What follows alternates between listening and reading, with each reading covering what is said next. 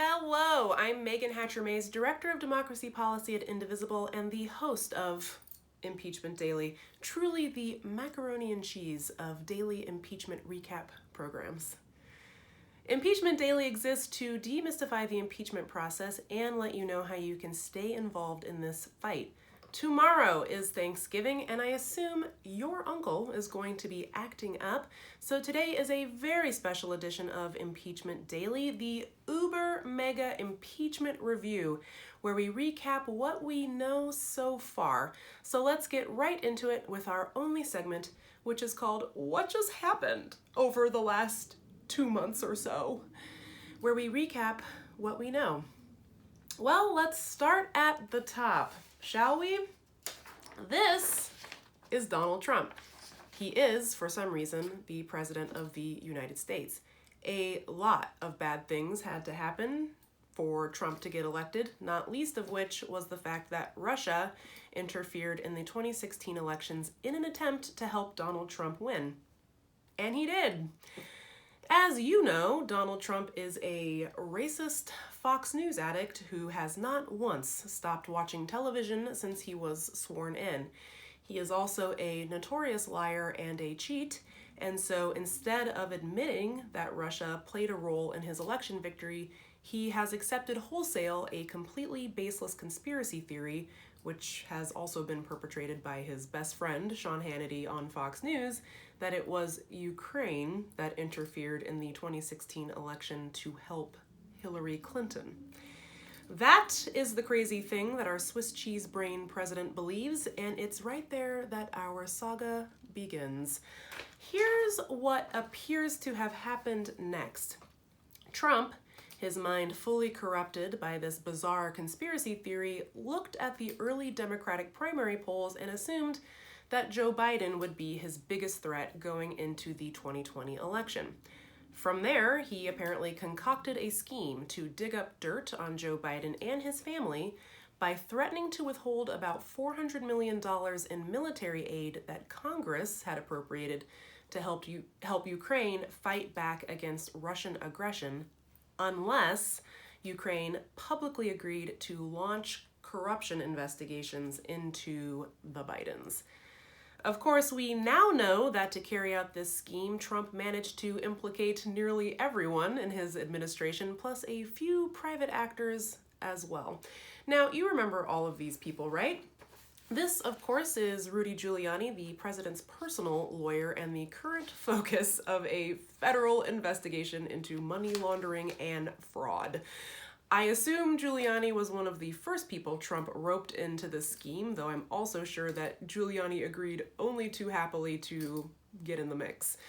Giuliani's brain is also Swiss cheese, and he too believes, I guess, that Ukraine interfered in the 2016 election, or at least he was willing to say that in order to pursue the president's interests in Ukraine, since it allowed him to jet all over the country, pursuing his own business interests with his own henchmen, Lev Parnas and Igor Fruman, while also helping Trump dig up dirt on the Bidens in advance of the 2020 elections. Now, not content to let his private minions have all the fun, Trump also looped in several federal officials to really put the icing on his bribery cake. That includes Gordon Sandlin, the ambassador to the European Union, who testified that Trump himself directed him to work with Rudy Giuliani to make these investigations happen. Sandlin thought he was pretty close to getting those investigations to happen too, which is why he called Trump on his cell phone from a busy restaurant in Kyiv to tell Trump that the president of Ukraine, Volodymyr Zelensky, loves your ass. And oh yeah, he confirmed that there was a quid pro quo, a bribe, in other words. But Trump also needed someone to help actually hold up that money. He had no legitimate reason to hold it up, and no one in his administration even bothered to come up with a legal rationale for holding it up until after the fact, which is direct evidence of a cover-up. Here's who helped Trump with that. Mick Mulvaney, the former budget director and Trump's current acting chief of staff, who has admitted on camera that there was a bribe. He was directly involved in trying to cover up Trump's crimes, realized, I guess, that it wasn't going to work, so he figured, hey, he'd just admit that the bribe happened and pretend bribery just isn't that big of a deal. Although, remember, bribery is specifically listed as a crime that rises to an impeachable offense in the Constitution. So, not sure we thought that out. Guess who else was involved? Rick Perry, the Energy Secretary, of course. Mike Pompeo, Secretary of State. Oh, he knew this was happening too. What about Mike Pence, the Vice President? Oh, he was in on it, according to Gordon Sandlin. Who else? Oh, just Devin Nunes, the ranking member of the House Intelligence Committee, who sat through weeks of closed-door depositions and public hearings, heard witness after witness testify to the fact that Trump was personally directing a criminal conspiracy from the White House with help from Rudy Giuliani and Lev Parnas. And my man not once mentioned that he knows Lev Parnas too, because Lev Parnas helped set up meetings for Devin Nunes with various corrupt former Ukrainian officials who wanted to help Nunes, what else? Dig up dirt on the Bidens. If you can believe it, it only gets worse from there. Republicans have utterly failed to defend Trump on the substance of these allegations, but they thought for 2 seconds that they might be able to get some favorable testimony from these two people, Tim Morrison and Kurt Volker. And guess what happened instead? Tim Morrison confirmed that Trump tried to bribe Ukraine, and Kurt Volker testified that Trump's claims of corruption against Joe Biden were baseless and self-serving. Oops! But of course, not everyone was interested in going down on the SS Trump Titanic. Marie Jovanovic, the former ambassador to Ukraine, remember, she was recalled in May of this year because she was standing in the way of Trump and Giuliani's scheme to get dirt on the Bidens. She was also standing in the way of Giuliani's associates, that would be Lev Parnas and Igor Fruman, who were trying to pursue some manner of corrupt business interests in Ukraine. So Giuliani, Parnas, and Fruman teamed up to spread baseless conspiracy theories about Jovanovic, which then made their way to Fox News. Of course, you know what happens next. From Fox News, direct to the dark recesses of Trump's mind. Jovanovic also, of course, testified that when you fight corruption, corrupt people get mad at you, as we have seen. And here's what she said. It was not surprising that when our anti-corruption efforts got in the way of the desire for profit or power, Ukrainians who preferred to play by the old corrupt rules sought to remove me. But what continues to amaze me is that they found Americans willing to partner with them, and working together, they apparently succeeded in orchestrating the removal of a U.S. ambassador.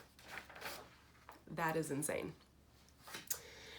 Next up was Lieutenant Colonel Alexander Vindman, who was on that infamous phone call between Trump and Zelensky. He reported his concerns about that phone call because to him it was clear that when Trump said, "I want you to do us a favor," though, he meant it as a demand for investigations into the Bidens. In other words, do this or we won't meet with you in the White House.